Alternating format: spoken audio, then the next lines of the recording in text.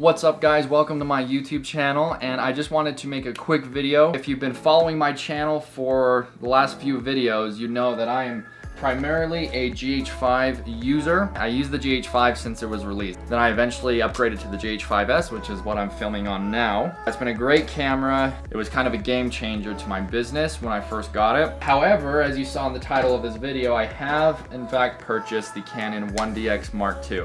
Now, this camera is believed by many to be the holy grail of mirrorless or DSLR cameras. I would say it has its pros and cons, and I've booted it up once just to kind of get a feel for it and see how the menu is. And these are just my initial thoughts going from a GH5 camera to kind of playing around with this camera.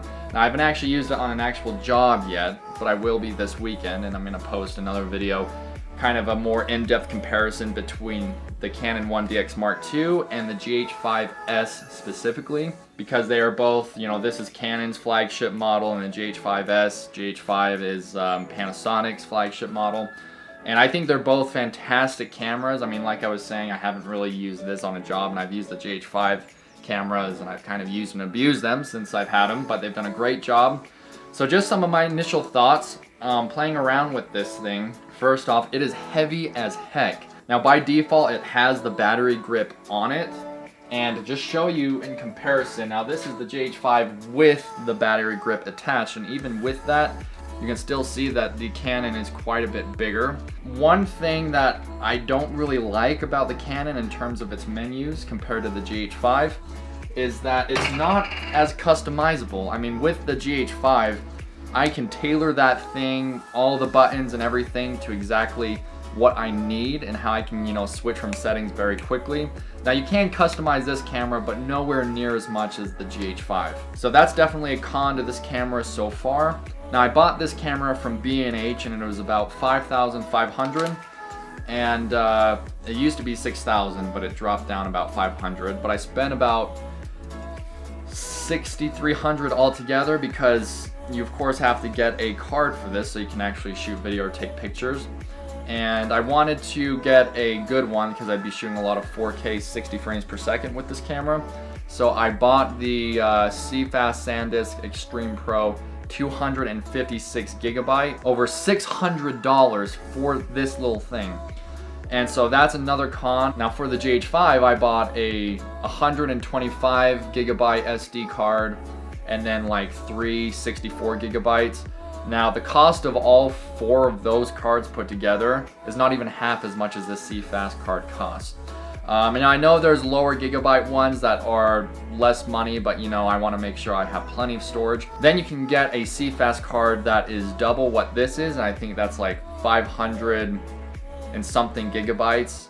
Retails at $1,000 for a little card like that. You definitely pay a premium. This camera shoots MJPEG files, and that is considerably bigger than what the GH5 is shooting. It's a much bigger and heavier codec. You will need to have a pretty beefy machine to handle all that footage if you want to be able to have a fast workflow. One thing I was really thrilled to try on this camera was the dual pixel autofocus system that Canon has made famous. And I will say it lives up to everything. I literally played with that autofocus for about an hour. I was just kind of switching from subject to subject, and it was quick. There was no hunting. It was like someone was just professionally racking focus perfectly. Now, why I bought this camera was because my business has grown to the point where I'm getting requests for very specific details in terms of cinematography. One is motion tracking or face tracking. You can do that manually on the GH5 because I don't trust the autofocus at all, and I never ever use the autofocus on the GH5.